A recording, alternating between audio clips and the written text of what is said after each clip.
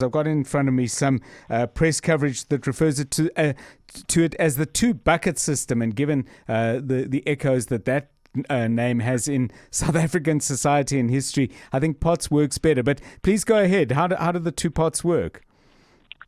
So the two pots will be that one will be your current retirement savings that you put towards your retirement fund, and for which you receive a generous tax deduction for savings. So government rewards you for doing that.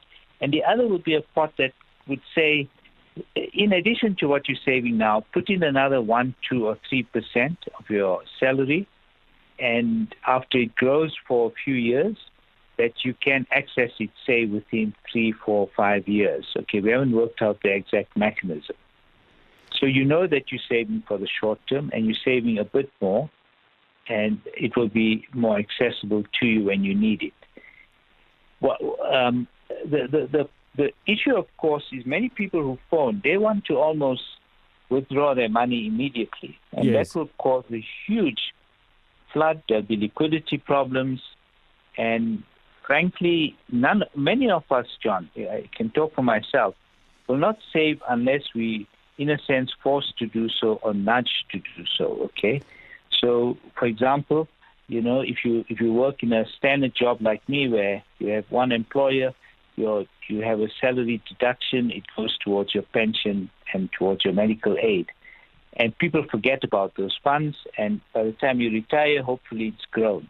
And we've done a lot to try and make sure that we can maximize the growth, lower the charges, and so on.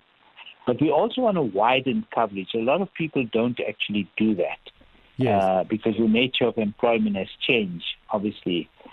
So, we've had an extensive retirement reform program to look at the problems more comprehensively and allow what we call limited withdrawals, but with preservation.